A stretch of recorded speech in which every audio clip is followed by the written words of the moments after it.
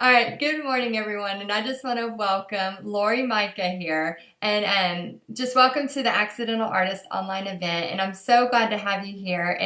And this whole event is just to kind of show people that art can enrich your life, even if you're not an artist. So, anyway, welcome. Thank you for being here.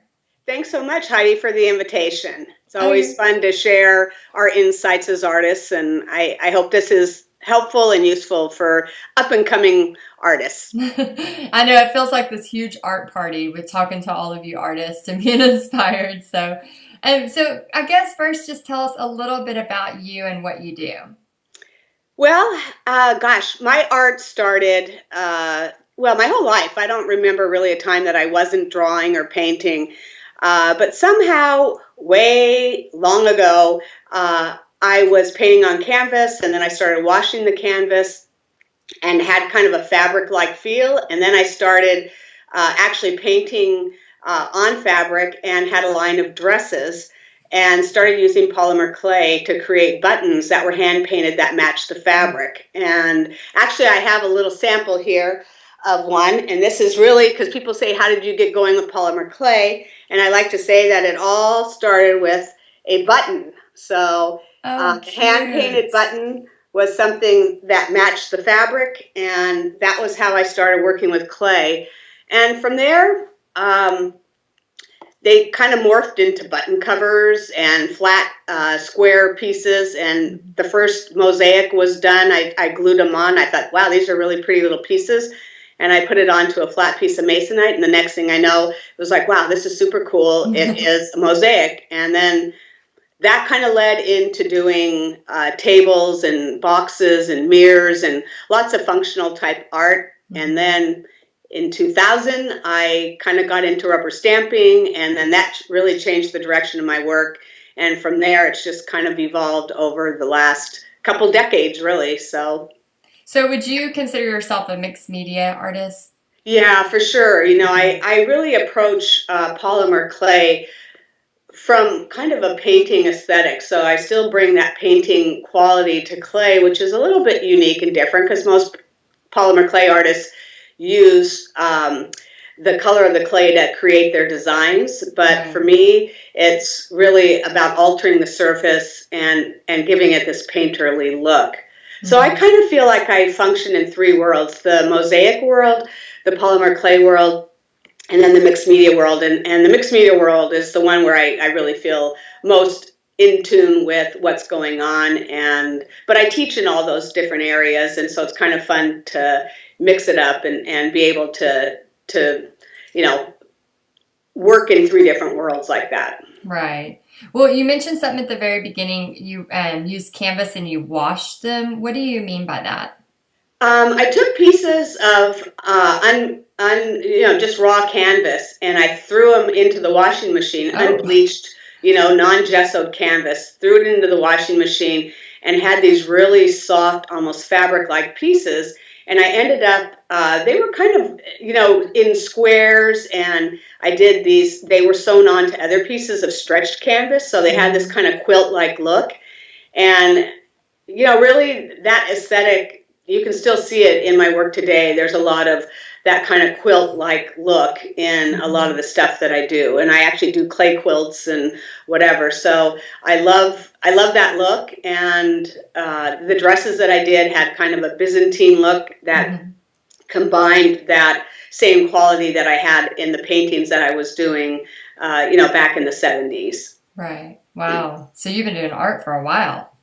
Yeah, like I said, I mean, I don't really remember a time when I wasn't doing art. I mean, back in, junior high school, I remember drawing horses and spending my time doodling and doing a lot of just drawing. And so it's always been a part of who I am. So I know you travel a lot. It seems like on your blog and your website. So do you travel just for like, do you do shows or is it more to get inspired to create your next thing?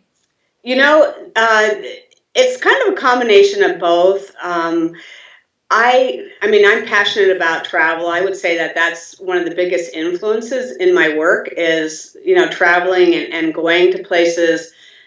For me, uh, my work is a little bit of a strange combination of medieval, early Renaissance meets Mexican folk art. And I think the influences of having traveled to Mexico and Peru and Europe, all of those influences come together in my work. Also, I find that when I travel, I'm always going to flea markets or, to antiquing or whatever. And there's always pieces that I will bring home, and then I embed it into the work. And so it's really kind of like a personal memoir of where I've been. So it started off that I was just traveling because I was passionate about it ever since I've been young. But now with the teaching, I've combined both. So, my husband is a retired teacher, so he's on the road with me. So whenever I'm teaching, we try to also, spend a few extra days and travel and sightsee and do that. So it's really pretty wonderful to be able to combine the work with the play and the travel. Yeah, that's good. Your husband gets to go with you. That's Yeah, so fun. he's my Sherpa, and he takes care of all the groundwork, so makes it much easier for me to do what I'm doing. So, And what would you say your favorite thing is to create? over the years, I can't get enough of polymer clay. I don't, it's so strange. It's like I keep thinking, okay, I'm going to go back to painting and on canvas, but every time I think about doing that, I already have so many ideas that I want to do in clay that I'm always going back to the polymer clay thing. Mm-hmm. So, and over the years, I would say that I've done a lot in the way of creating shrines and altars and kind of memory pieces. So it's always, I find with the teaching and the amount of teaching that I do, they're always, looking for new proposals and new ideas and things that you haven't done before. So I kind of like that because it keeps challenging me to move forward and create new pieces, that maybe something I wouldn't have thought of doing. So I've been doing, like I said, a lot of the shrines, and I have some new house, substrates. So we're doing kind of house-shaped themes and whatever. So personal things that are kind of personal memory pieces. Do people commission you to do memory pieces for their family? I've had, quite a few people ask, and I really kind of shy away from that. It's kind of hard to do it if you don't really know somebody. It's and commissions, I'm just not a big fan really of doing commissions. I find that it's, you're on a different page than the person who's asking you and what they want. And so I prefer really not to do commissions. So yeah, that can be stressful, I'm sure, because then your vision in your head's probably different than their vision. Yeah, especially if it's something as personal as an altar or a shrine or something for, a loved one. Yeah, it's a pretty emotional path, and so I'd rather have a good grasp of who that person is if I was creating something like that. Well, so can you tell us maybe a story about a time where you've worked on a project that was special to you and kind of maybe the background on that? Yeah, I have a couple of stories related to that, and I'll share one of the pieces that I did recently. My mom just recently passed away after kind of an 11, 12-year battle with Alzheimer's, and that was in December, and so I started working on a mirror for her. I had done one when my dad had passed away in 2003 from the same horrible Alzheimer's disease, and so this, at the time, I bought 2 mirrors and just hung on to the second one. And so when my mom passed, I started working on it, and it was, really therapeutic to work on it. And also, it kind of gives you an idea of how I work. I'll share that with you so you can kind of take a look. Okay, great. Thank you.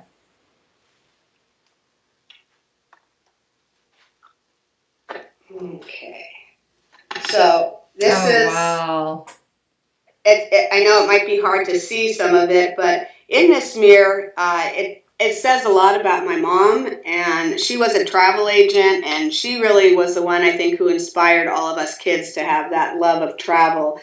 So there's a lot related to that, And up in the top part, there's a little tin nicho, and it's got her obituary in it, and it's got her picture, in a couple of different places here.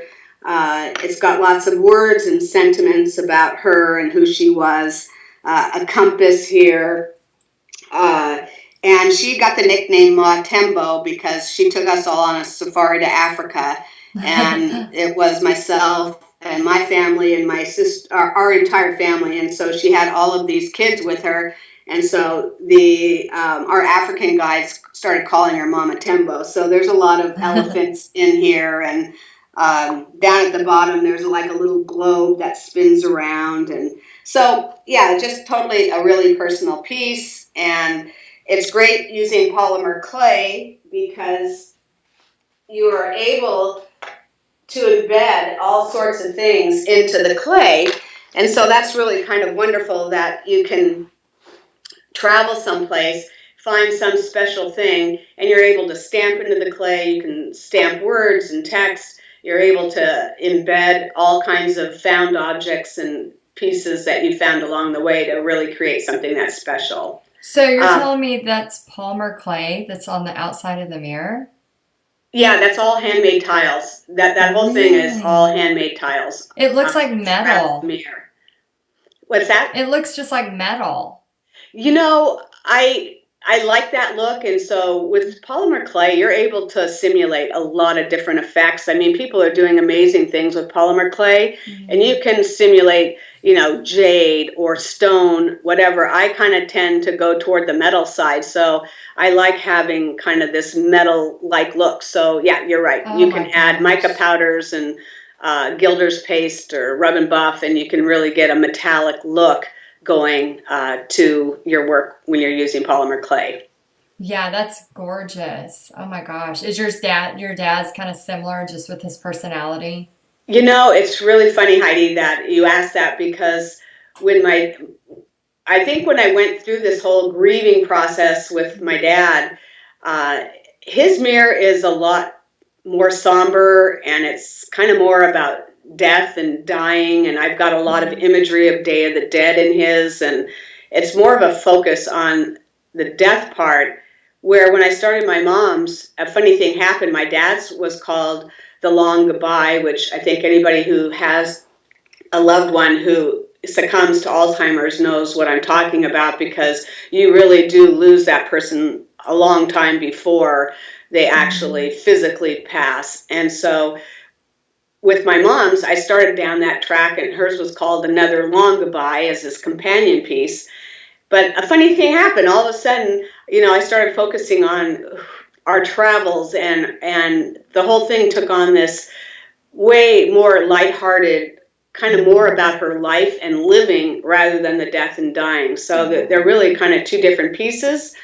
I tried to tie them together for some continuity as companion pieces, so they have some of the same elements, but it's kind of interesting. I guess I worked everything out with my dad's, death, so that with my mom, it was more about joy and living and the great things that she passed on to us as kids. Do you feel like creating that was kind of a sense of healing? I think that art is very cathartic. So, I worked out probably a lot of things, in creating the first mirror. So didn't really need to go there with the second mirror. So, yeah, it's super healing. And the nice thing about creating, the mirror obviously is kind of rife with symbolism of, we are a reflection of our parents. And, you can use that metaphor with a mirror in that sense. But it really is, I don't know, the whole process of doing it just, I think, helped me really get through, some tough times. And then in the end, I'm left with these two mirrors that contain my parents' obituaries, which I think most people know, like you save the obituary and then it gets lost in a drawer someplace and never to be found again. And so in one place I have really kind of this thing that can be passed on to our kids and to their kids that is a nice memorial of their grandparents, great grandparents, and gets passed on, and it's all in one place. And So I kind of like that idea as well. Yeah, that's wonderful. I just can't believe that is all Palmer clay. Oh my Yeah. gosh, that's unreal. It Yeah, makes so me want to it go to the really, store. I think from the days when I first started working with polymer clay, I was using just white clay and painting it. Hmm. So that's all I did was paint white clay.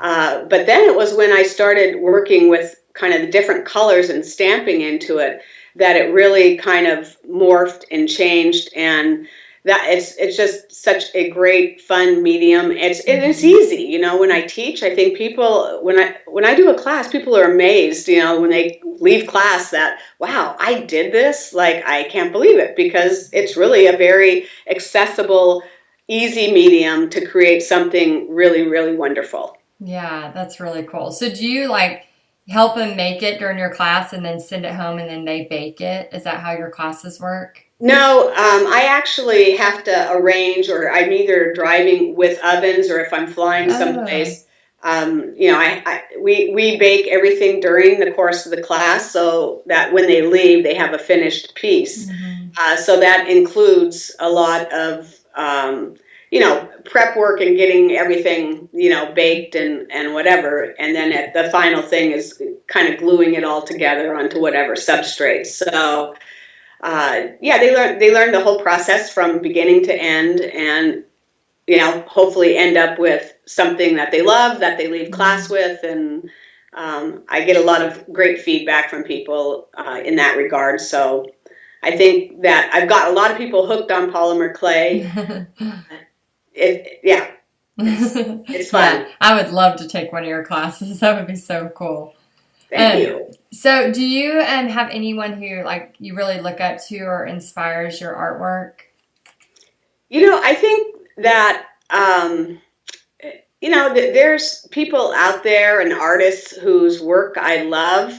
I love the work of Ayala Bar, who's an Israeli jewelry designer. She does a lot of this beautiful beaded jewelry, and it's really intricate. And I think that influence definitely appears with kind of some of the bead stuff that I do, and that jewel-like quality. So Mhm.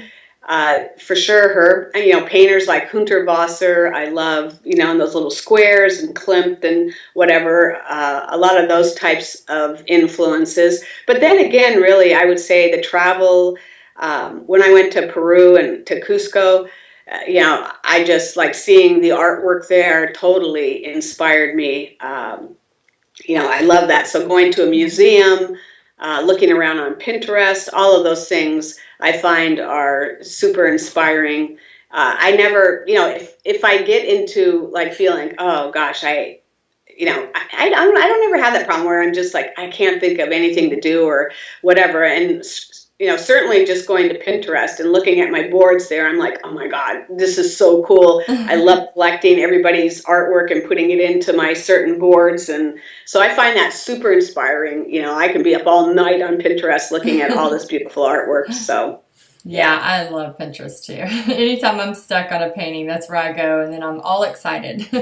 Right. Yeah. There, if anybody is lacking in inspiration, that is the place to go for sure. Hmm. Well, do you have maybe a favorite book or a favorite quote you want to share? Well, a favorite quote that I love is it's by an old Greek philosopher, and it's nothing endures but change. Um, and I love that because really everything is always in a state of flux and changing, Hmm. and so that always kind of speaks to me.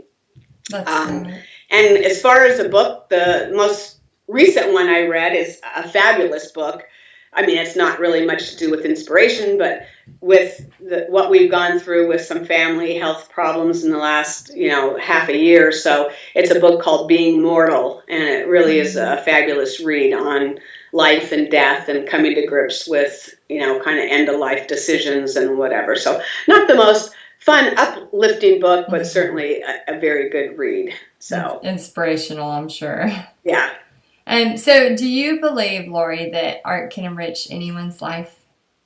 I do for sure. I think that And I've really seen it, I think, a lot over the last couple of years with this whole DIY movement, with people, um, when I go to a craft store or whatever, and you see all these projects and people and they're buying them, I think that, the process of doing and taking, some item or object and transforming it kind of transforms you in the process. And I've seen that with lots of my friends who feel like they're not creative or they're not artists. And I think those labels kind of get in the way that, oh my gosh, I'm not an artist. I can't do, what you do, and I can't do anything. And really, then they're taking things and totally altering them and making them super cool. And I see that as such a positive thing in people's lives, that they're able to bring some creativity, into their life. And so I think people really, especially I think in the demographics where I teach, are lots of mostly women, like 95% women, 99% women, and kind of in the age group of, 50s, 60s, that demographic. And I think that they're in a transitional stage in their life. Maybe their career is done, their kids have left home, they're kind of empty nesters, and they're looking for something that's fulfilling and makes their life meaningful and something that's fun to do. And so I think the whole teaching at art retreats is such a great way to bring a lot of that together for people who don't feel creative or who don't think that they're quote unquote artists. It's a great way to fill a void in a lot of people's life, is to fill it up with creativity and creating and making things with your hands, no matter how simple or intricate or whatever. That whole process, like I said, I think is really transformative. Oh, I totally agree. And I think too, so many people get tied up on the end product and they forget to just enjoy the process. So yeah, Right. that's great And you're I, doing those. I can see that, in classes that I teach, Hmm. people come to it from all different vantage points, and some people are all about the final, the end result. For me, when I teach, it's really a combination of, there is a project involved, but it's about the techniques and getting, if we don't finish, to me, that's okay. It's all about, learning the process and learning the techniques. And I had Yeah. one class that I really enjoyed teaching. It's called Wild About Tiles.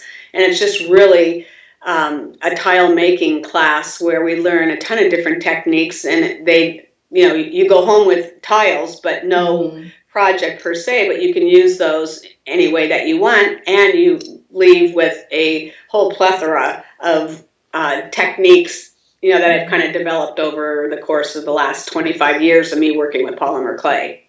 Yeah, and that's true too. I think some people get hung up on if they make a mistake. And talking to all these artists around the world, I've learned that that's how they're, figuring out what works for them, what doesn't work for them. So I think that's important too, that, people who are at your classes, they know that it's okay to make mistakes. It's part of the learning process. Right. Yeah, and certainly, yeah, you don't learn if you're not making mistakes. And I made Hmm. a huge one yesterday. So You learned a yeah, I was lot. working with resin and molds, and I got some new resin to try, and I failed to shake the product before I poured it, and it ran all over the molds, and it never set up, and I had poured a ton of molds, and I just had to throw it all Oh. away, and it was like, okay, well, okay. Note to self, make sure to follow the instructions on the bottle before you do stuff. But, that's how we learn, and I won't do that again. But And you'll know certainly to teach making other people. mistakes is something very valuable in the Hmm. creative process. Yeah, definitely.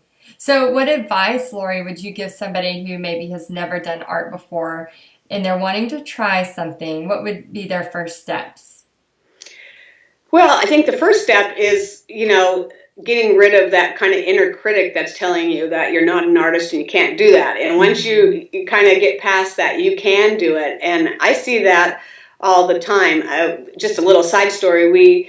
Myself and three other artists teach down in San Miguel de Allende, Mexico every year, usually for Day of the Dead. And I had a group of No my friends. way. Yeah, it's Oh, really, really fun. And we're going again, in 2015 for Day of the Dead as well. But Oh my 2 years gosh. ago, I had a group of friends that are my coffee group and old friends, and they all have other jobs, and nobody's really an artist per se, nor do they do any art of any kind, but they really wanted to go to Mexico with us. And a couple of them said, we really want to go because we know we'll never get there otherwise, but we don't want to take the workshop. Can we just come with you? And we're like, no, if you're coming down there, you have to take the workshop. And they're like, no, I don't want to do that. And I was like, just give it a chance. You will love it. And so they reluctantly joined on and came down. And by the end of the 4 workshop days, they were so, I mean, it was so fun to see. They were like, we're artists, we can do this. And they were showing their project. They loved what they did. And it was really an amazing thing. And I think for all of us, it brought, really a sense of gratitude and appreciation that we were able to kind of provide this, something that they never would have done otherwise. And at the end, they were so thrilled with having created something themselves that they loved and learning the techniques and whatever. So I would say just jumping in and doing it and, making mistakes along the way. I think that's the nice thing about taking classes, either online or at retreats or whatever, is that especially mixed media art retreats where there are a lot of different, there's book arts, there's jewelry making, there's encaustic, there's painting, there's a whole variety of different classes to choose from, and you learn those basic skills, and you learn to start to kind of say, well, I don't like this so much, and I do like this. And, myself, if I get a chance to take a class, I love doing that. When I just taught art, soul, and I took a painting class with Bessie Reno, who's a fabulous painter, and it was a lot of fun, and we got really, mucked up, and, I learned a lot about the way that he is, and, it brings more clarity to where I'm going in my own art. So I think that whole process of kind of discovering what it is that really resonates with you is important, helping develop your own kind of voice and figure that all out. And you ever find that or you don't really the process and the enjoyment of creating, and that's on all different levels. You don't have to be out there doing art shows or whatever. And the true joy in creating art is just in the simple things. Yeah, that's so true. Yeah, so you're doing the Day of the Dead retreat. So what do y'all do down there? I'm kind of obsessed with Day of the Dead art, and I draw stuff with that. I just love it. So what Yeah. is that all about? So I think on Jefferson Allende years and years ago, and it's just a beautiful, charming colonial town up in the mountains in central Mexico, and it's got a beautiful cathedral, and it's called the Provence of Mexico because the light is beautiful, and there's a lot of expats who live there. Americans, Europeans, who are kind of the bohemian writers and artists, and so it's kind of an artist colony of sorts. But it's also a really nice mix with, the people who live there. And so, the Day of the Dead thing is something that really resonates with me. I love celebration. I love the fact that it's way, we don't really have anything like that in our culture. I mean, we have like Memorial Day, which is more about, remembering soldiers, and that's important. But for our own loved ones, we don't really have that celebration. And I think we approach it in a much more somber way than in Mexico, where it's really about the joy of their life, and the markets are filled with the most incredible, like, sugar skulls and candies, and so you go to the market, and then on the actual, November 1st and 2nd, we go to the cemeteries, and all the families are there, and there's mariachis, and they surround the grave sites, and they create these altars with things that are important to the person, who had passed away. kids are making little dioramas, and the whole community. It's such an incredible thing to really witness. And the parade in the main square, the Hardin, everybody dresses up like skeletons. They have the kind of Katrina faces. It's really an incredible thing, all ages. And so they do a big procession parade. On Halloween night, there's so many expats that live there that their kids all come up to the Hardin, the main square, and they all trick or treat. And then they're all in costumes. I mean, it's just like out of a movie, incredibly cool. And so, I combine being there. We keep extending days because everybody's like, it's not enough days, we need more days down there. So now we're up to 8 nights. And so 4 of those are workshop days, and then the other days we usually will do kind of some art field trips to some cool places that are down there. So it's a pretty inspiring week for people, and Wow. made more so by, all the festivities and things that are going on in town for Day of the Dead. Wow, what a cool experience. Oh Yeah. my gosh, that would be amazing. Well, good. Yeah, I Well, feel pretty lucky to be doing that. yeah, I bet so. How many years have you done that? This is going to be our 4th year down there, I think. One of the years we went right at this time of year, right before Easter. It was the week before Easter. Again, that's a fabulous time to be there because of Palm Sunday and everybody's making palm frond kind of designs, and you have Friday of, it's called Night of Sorrows, and you can go around. All the homes have altar pieces, and so that's a really special time to be done right now. Anytime there's always a parade, or yes, something's going on down there, but yeah. So we did that one year, but the last couple of years it's been about going down for days that really people love that. So Yeah, how fun. Oh, well, it's been such a pleasure talking to you and just hearing your stories and all the stuff that you have going on in your life. So thank you so much, Laurie, for taking this time. thank you, Heidi. Dan, I appreciate your message of the good news and word about having creativity into your life, and that's really an important message to get out there. So thanks for helping do that.